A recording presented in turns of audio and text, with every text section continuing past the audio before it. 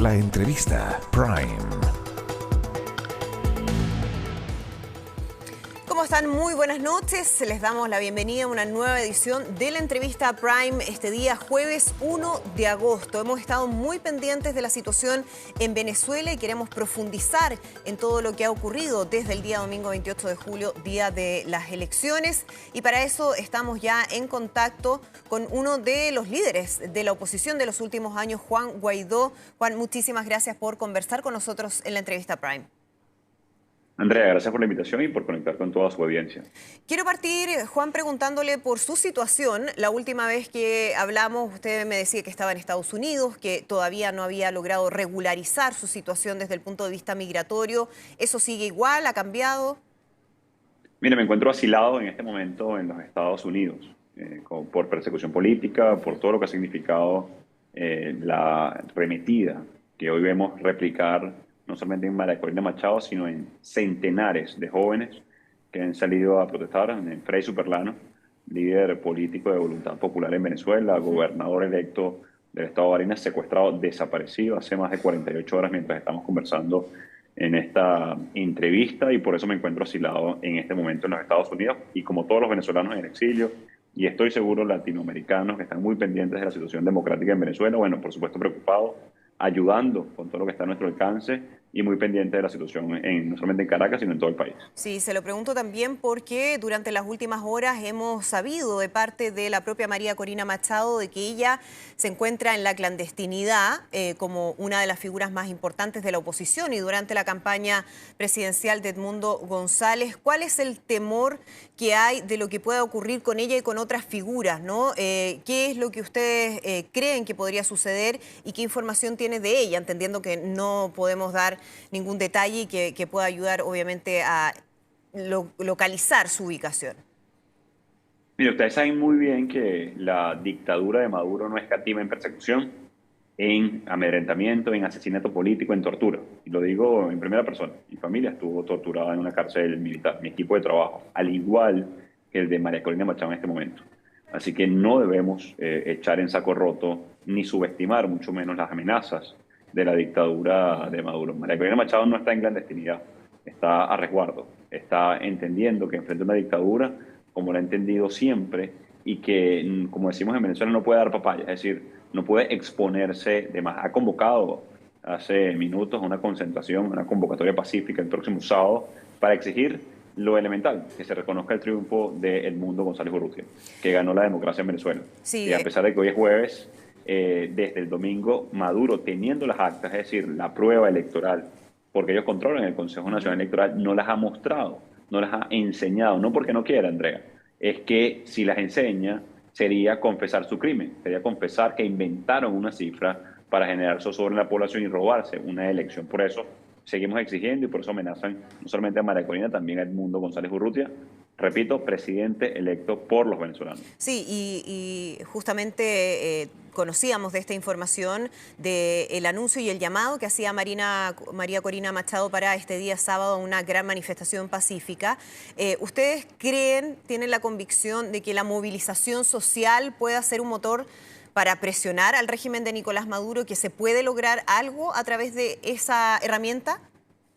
Mira, durante los años hemos aprendido que una sola herramienta aislada no es suficiente cuando se enfrenta a una dictadura. La movilización social, la exigencia de nuestros derechos, el voto como derecho también fundamental, hoy secuestrado en Venezuela por Nicolás Maduro directamente, la presión internacional, todo lo que tiene que ver con la diplomacia, las sanciones, por ejemplo, todo lo que tiene que ver incluso con las Fuerzas Armadas, son herramientas para lograr una transición pacífica. Nos ha costado muchísimo sacrificio a los venezolanos precisamente que sea pacífica, democrática. Construimos mayoría, la ejercimos organizadamente el pasado domingo 28 de julio y es lo que pretendemos el sábado, mantener ese esfuerzo a pesar de la represión. 17 asesinados en este momento de mis hermanos venezolanos, de jóvenes que simplemente quieren un mejor país, que quieren que regrese su familia a Venezuela, que quieren reunificar a su núcleo familiar. Por eso los asesina Maduro, por haber votado, por haber ejercido un derecho. Hay más de 1000 detenidos desde el lunes 29 de julio a la fecha y lo declaró el mismo Tarek William Saab, quien, como tú sabes, funge de persecutor o de perseguidor de la dictadura de Maduro. No puede llamarse de fiscal cuando simplemente tuerce, voltea, dobla la justicia en Venezuela. Así que para nosotros es fundamental el ejercicio de la protesta pacífica, porque, como hemos dicho, Andrea, mira, un derecho no se pide, no se mendiga, se exigen y se defiende, y eso valientemente es lo que estamos haciendo los venezolanos, no solamente hoy y el sábado en la calle. El pasado domingo, 28 de julio, también fue esa expresión. Sabíamos la tentación de Maduro de robar la elección. Sabemos que nos enfrentamos a una dictadura que está perseguida judicialmente. María Corina Machado por eso no fue candidata, por cierto. Por eso logramos un tercer proxy-candidato que fue Revelación, que sacó más votos, atención, que Chávez. Como tú sabes, Andrea, yo adversé a Chávez desde muy joven, desde el movimiento estudiantil.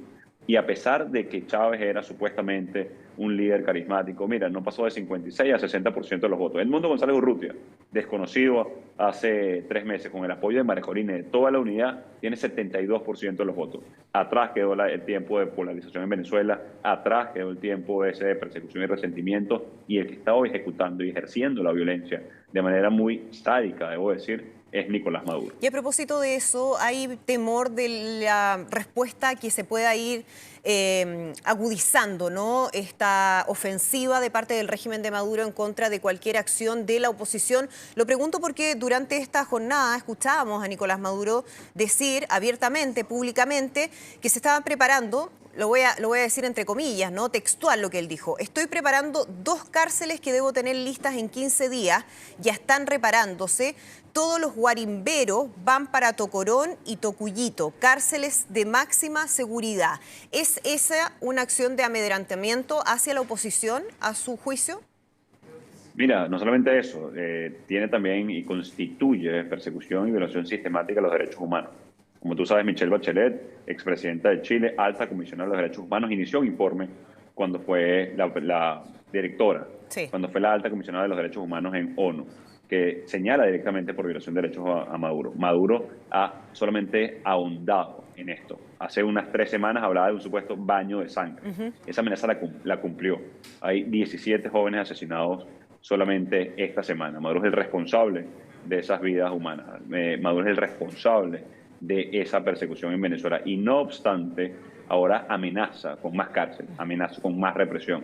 Hacía referencia, por cierto, hace unos minutos en una rueda de prensa que dio desde Caracas, haciendo alusión a un dictador venezolano del pasado ciclo, comenzó de amenaza, hablando precisamente de esas cárceles. Como te lo dije al principio, no tomamos esas amenazas, mucho menos las subestimamos. Son reales, las hemos sufrido, y Maduro tiene que hacerse responsable por sus palabras, pero más aún por sus acciones. ¿Quiénes son los que llevan a cabo las acciones de violencia en contra de los manifestantes? ¿Son agentes del Estado? ¿Son fuerzas informales con armas? ¿Quiénes son los que están en estos momentos amenazando esa acción de la oposición? Esto es una muy buena pregunta porque se divide, se sectoriza el tipo de represión. Si es en sectores populares, si es en zonas de clase media, si es en zonas urbanas o rurales. Hay desde colectivos armados, que como ustedes saben son básicamente paramilitares financiados por la dictadura, que dieron origen a bandas armadas, como por ejemplo el Tren del Agua, que ustedes conocen muy bien en Chile. Ellos tercerizaron la violencia, la represión en estos grupos, que en Venezuela le llaman colectivos. Eso para generar zozobra en sectores muy populares, que protestaron en toda Venezuela, asesinan directamente, tienen financiamiento directo de Maduro y los comanda. Y por otro lado, lo que denominan el FAES, que también el informe de la ex comisionada de Derechos Humanos, Michelle Bachelet, y se mantiene en la ONU en este momento, son los encargados de la represión, del asesinato extrajudicial. Son casi 18.000 asesinatos extrajudiciales, se llaman el FAES. Le cambiaron el nombre precisamente por el informe, por cierto, de Michelle Bachelet, que debían eliminar esa fuerza, y no la eliminaron, simplemente hicieron rebranding, simplemente le cambiaron el nombre y le llaman ahora DAES o DAE, si no me equivoco. Y eso son parte también de la represión. Y por último, la Guardia Nacional, que es la formal, digamos, que es la que representa la fuerza del Estado, pero todas peligrosas, todas dañinas y todas con responsabilidad. Aquí un llamado a la Fuerza Armada. Mira, son responsables de sus acciones. No tiene que ver con la orden, como ustedes bien lo saben, desde Chile. El llamado es a que ese soldado, ese teniente, ese sargento, ese, digamos, soldado y esa Fuerza Armada de clase media también está sufriendo lo mismo que todos los venezolanos. El alto mando militar optado por la dictadura, cómplice en este momento de Maduro, debe saber que hay salida y soluciones constitucionales. No deben ahondar en lo que ha sido la violación de la soberanía popular en este momento. ¿Qué pasa con el rol de las instituciones? Voy a preguntarle específicamente por el Tribunal Supremo de Justicia, que durante esta jornada también anunciaba que había convocado a todos los candidatos presidenciales para mañana para, comillas, establecer la verdad, después de un requerimiento que hizo el propio Nicolás Maduro, ¿no?, que ha hablado de este intento de golpe de Estado en contra de su gobierno. ¿Qué puede pasar? ¿Qué es lo que en el fondo podría establecer el Tribunal Supremo de Justicia a propósito de esa solicitud? Mira, como ustedes saben, cuando se defiende la democracia hay que proteger las instituciones, los balances, los contrapesos, la independencia de poder. Cuando se intenta rescatar la democracia, que es el caso de Venezuela, cuando no hay instituciones, esas líneas de separación de poderes se desdibujan o no existen. El TSJ es lo mismo que el Consejo Nacional Electoral, es lo mismo que Maduro, es lo mismo que el PSV, el partido del régimen. Lamentablemente, están absolutamente cooptados y siguen órdenes directamente de Maduro. Como les decía, hoy es jueves. Desde el domingo Maduro tiene las actas, porque las produce el CNE, quien imprime el acta que tiene cada voluntario de la oposición venezolana, gracias a la auditoría ciudadana, es el CNE. Por supuesto que tiene las actas, no es distinto con el TSJ. Y una jugada simplemente para enlodar, para buscar más cómplices, Maduro vincula al TSJ. Es decir, Maduro acudió al TSJ, al Tribunal Supremo de Justicia, sin tener actas, sin que el Consejo Nacional Electoral, que él controla, que tiene las actas del pasado domingo 28 de julio, emita números. Simplemente una cifra que anotó en un papel Elvis Amoroso y lo leyó con mucha desparpajo, debo decir, con muy poca vergüenza el pasado domingo 28. Así que Maduro lo que está haciendo con esto es alinear, digamos, es buscar más cómplices en sus poderes. Al final del día no son poderes independientes, son simplemente dependencias de la dictadura. Y para los demócratas, o para los que luchamos por la democracia, Andrea, es muy importante tener claro esa sutil división.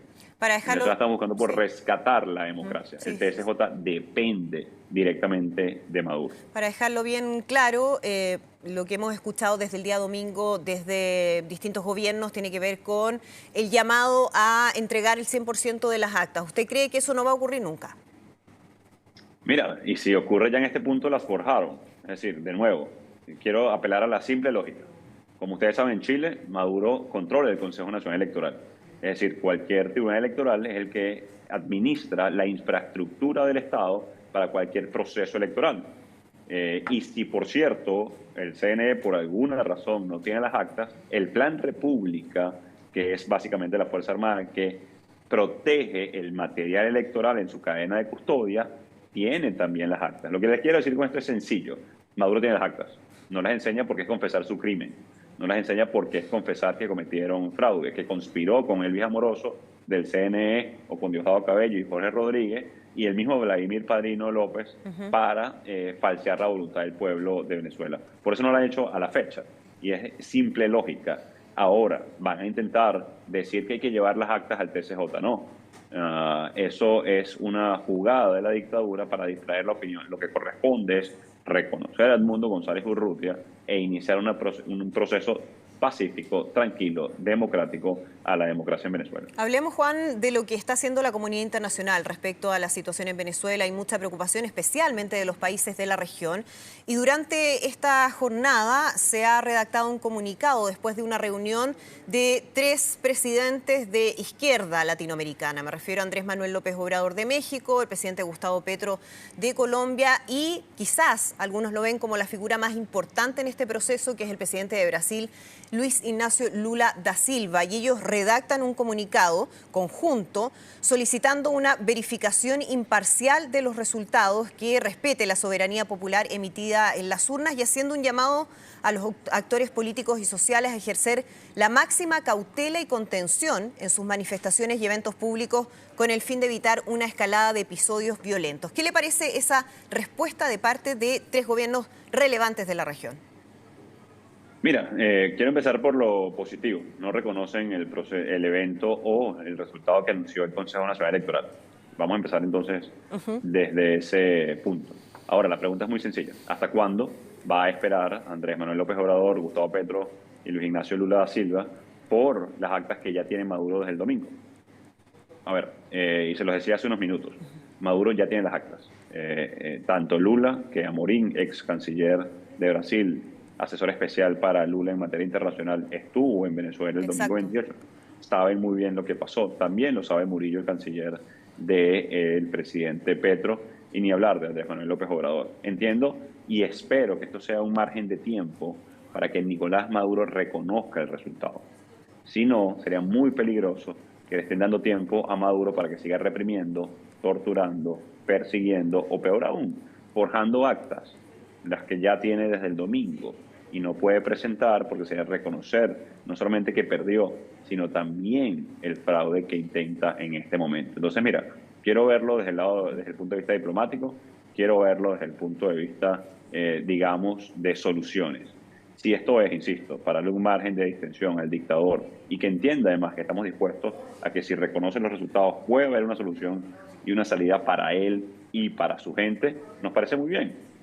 Hay que ser pragmático en este punto y en este momento de lo que está pasando en Venezuela porque eso salva vidas, porque eso, pero lo que no podemos permitir, Andrea, es que se relativice con lo que está pasando en Venezuela. Y en ese sentido, Si ¿cómo quieren, ha visto el si rol? quieren, eso es interesante. No, y ahí concluyo con esto. Si quieren una auditoría y lo que nos están viendo en este momento desde Chile, pueden ingresar mientras nos están viendo en www.resultadosconbzla.com y ahí está cada acta, cada centro de votación, cada mesa, cada municipalidad, cada estado y por supuesto la totalidad del país ya expresada, ya puesta en la página web que se dispuso nuestros testigos electorales, muy valientes, le voy a decir, porque fueron amenazados, están siendo perseguidos en este momento por obtener el acta, y eso básicamente forma parte del proceso electoral, es la auditoría ciudadana que recibe el comprobante de cada testigo de cada candidato, y luego eso es la prueba de la elección. Eso ya lo tenemos, es público. Sí. Por eso te decía, mira, ellos saben el resultado. Entonces, de nuevo, pensemos esto en positivo,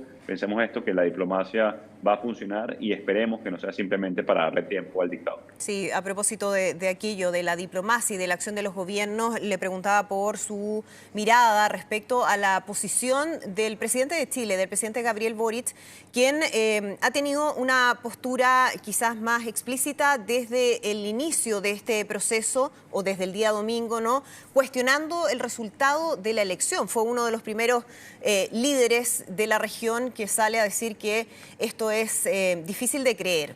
¿Cree que marca un punto de distancia con lo que han hecho los otros líderes que mencionábamos recién o que va en la misma línea o a su juicio es todavía insuficiente? Mira, creo que es un punto positivo y que tengo que agradecer además. Creo que eso genera además un compromiso con la democracia, con el respeto a los derechos humanos, derechos fundamentales, y es consistente con lo que ha venido diciendo el presidente Boric en los últimos meses con respecto a la situación en Venezuela. Han visto también de primera mano el efecto de la dictadura, una migración masiva, una migración además que Maduro utiliza como chantaje, por cierto, también para tratar de utilizarlo como una especie de arma para chantajear a gobiernos de la región. Pero hay un ganador del proceso el domingo 28 de julio. Y yo sé que puede sonar difícil y yo sé que puede sonar audaz, pero lo que yo esperaría es que haya una llamada, y lo digo no como elemento simbólico, sino como elemento de reconocimiento del proceso democrático en Venezuela, al presidente electo. Lo que pasa normalmente cuando gana un presidente en un país es que se producen llamadas de felicitación para salutar el proceso electoral democrático y la representatividad en la región. ¿Sabe Esa usted? es una acción que yo espero en este momento de no solamente el presidente Gabriel Boric, sino todos los presidentes en la región. No como reconocimiento solamente a Edmundo González Urrutia, por cierto, sino a esos jóvenes que perdieron la vida defendiendo su voto, a los que asesinó Maduro, como un reconocimiento a la resistencia democrática y al valor democrático que ha demostrado cada venezolano, que incluso sabiendo que Maduro es un dictador, fuimos a demostrar y ejercer mayoría el pasado 28 de julio. Así que yo creo que es un elemento no solamente simbólico, sino poderoso en este momento del compromiso de cada presidente en Latinoamérica con los venezolanos, con la democracia, con la libertad, con el futuro. Porque, Andrea, imagínate que permitamos a Maduro robar esta elección alegremente. Imagínate lo que significa para la democracia. Imagínate lo que significa para los grupos armados en la región. Imagínate lo que significa para la migración. Es decir, estoy hablando de elementos y valores comunes, democracia, libertad, justicia incluso, pero también lo que implica de manera directa y pragmática la consecuencia de una dictadura enclavada en la mitad del continente. Entonces yo creo que hay que ir a la acción en este momento. Agradecemos la postura firme, determinada y coherente, debo decir, del presidente Boric, pero por supuesto que esperamos más en este momento. ¿Sabe usted si esos llamados de reconocimiento de Edmundo González como el presidente legítimo de este proceso electoral han ocurrido? Es decir, si hay otros gobiernos que ya lo han hecho, si es que eso podría ser algo más masivo de lo que conocemos públicamente hasta ahora. Mira, ya empezamos a ver expresiones públicas, incluso Perú hizo un reconocimiento como presidente electo a Edmundo González Urrutia, al haber ganado la elección. Hace unos minutos los senadores de manera bipartidista en los Estados Unidos reconocieron como presidente electo a Edmundo González Urrutia. El secretario de Estado Blinken emitió un comunicado también señalando que había ganado la elección Edmundo González Urrutia. Así que yo creo que esos son pasos positivos ya que se están dando en la región. ¿Para qué? Para buscar una transición democrática. Y atención con esto, usted puede haber estado de acuerdo o no con el proceso del gobierno interino en el 2019, con la figura de Juan Guaidó o con lo que pasó en Venezuela. Lo que no es descartable en este momento y lo que no se puede obviar es que hay una elección y la ganó Edmundo González Urrutia, y eso es lo que debemos enfocarnos en este momento para, insisto, lograr una transición pacífica, democrática, que respete los derechos de todos los venezolanos, incluidos los miembros del PSUV y el mismo Maduro. ¿Qué tan importante puede ser la declaración que usted citaba del secretario de Estado estadounidense, Anthony Blinken, quien da una comunicación bastante contundente en relación a lo que había sido la postura de la Casa Blanca durante estos días, y donde dice que, dada la abrumadora evidencia, está claro para Estados Unidos y más importante aún para el pueblo venezolano que Edmundo González Urrutia obtuvo la mayor cantidad de votos en las elecciones presidenciales del 28 de julio en Venezuela? ¿Cree usted que esa declaración puede marcar un punto de inflexión respecto al comportamiento o la reacción de otros gobiernos? Mira, yo creo que marca un punto de partida. Creo que lo que pasa en Venezuela es un proceso que no empezó tampoco el 28 de julio. Se ha venido construyendo, construimos mayoría, la ejercimos democráticamente. Logramos una vez más unidad en Venezuela, logramos el apoyo de los países del mundo entero y en especial de Latinoamérica. Y sin duda lo de Perú, lo del secretario de Estado Blinken, lo del Congreso americano, creo que marca no solamente el inicio, sino la ruta a seguir en este momento. Y atención con esto, que es adicional, hacer responsable a Maduro de sus crímenes debe ser el siguiente paso también. Sí, a propósito de aquello, ayer conocíamos la declaración del secretario general de la OEA, de Luis Almagro, quien anunciaba que iba a solicitar a la Corte Penal Internacional ordenar el arresto del presidente de Venezuela, Nicolás Maduro. ¿Usted cómo ve esa solicitud? ¿Tiene esperanza de que eso pueda prosperar? ¿Qué le dice su experiencia en los años, ¿no?, en que se ha intentado también establecer las responsabilidades de lo que ha hecho el gobierno de Nicolás Maduro en términos de violaciones a los derechos humanos? Mira, los venezolanos hemos tenido que buscar justicia en otras latitudes, porque lamentablemente está denegada en Venezuela. Ahí es donde entra la Corte Interamericana de Derechos Humanos, donde se ha visto incluso la recompensa que tiene Maduro por su captura por terrorismo y narcotráfico, la Corte Penal Internacional. Pero hay una situación de facto en Venezuela. Hay una dictadura que usurpa poderes, que los tomó, que los cooptó, que lo han visto de manera muy grosera todos los latinoamericanos recientemente. La Corte Penal tiene sus tiempos, mucho más lentos, por cierto, de lo que es el sufrimiento de los venezolanos, mucho más lento de lo que es el flujo migratorio que han visto ustedes, insisto, en Chile, e incluso la criminalidad promovida e incluso patrocinada por Maduro y antes por Chávez. Así que esperemos que se haga justicia, es lo que queremos para las víctimas, que haya reparación a su dolor, que se procure la no repetición, no solamente para Venezuela, sino para el continente entero. Así que ojalá, Andrea, de que se aceleren esos tiempos y que vayan a la par de no solamente denunciar, no solamente señalar, sino proteger, sino defender, evitar. ¿Cuántos muertos más necesitan los venezolanos? ¿Cuántos migrantes más? Así que yo creo que es una urgencia en este punto lograr una solución al conflicto y luego, por supuesto, ir en paralelo con todo lo que es la justicia. Sí, ¿cuántos migrantes más dice usted? Y esa es mi última pregunta respecto a la proyección que se hace desde la oposición de lo que podría generarse en términos migratorios de venezolanos y venezolanas que vayan a abandonar el país en los próximos días, semanas, meses, en fin. ¿Hay números? ¿Ustedes tienen algún tipo de proyección respecto a lo que podría pasar? Mira, es una especulación y una incertidumbre constante de quienes quieren irse del país cuando todos queremos regresar. y lo que deseamos es regresar a nuestro país. Ustedes han visto, insisto, de primera mano lo que ha significado salir forzadamente de un país. Nadie camina miles de kilómetros por gusto. Nadie agarra un morralito y deja todo atrás simplemente por que le provoca. Todo lo contrario, es necesidad. Así que si Maduro insiste en usurpar una función, si lo que se fomenta es la impunidad, veremos miles más de migrantes, sin duda. Cuando insisto, lo que queremos es regresar. Cuando lo que yo quiero con mi familia es regresar.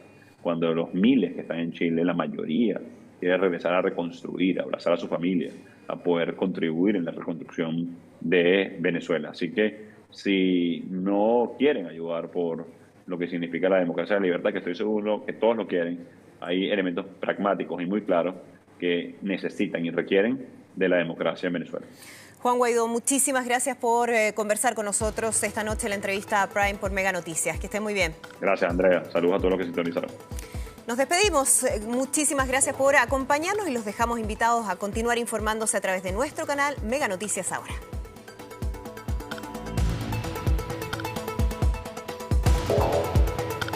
La entrevista Prime.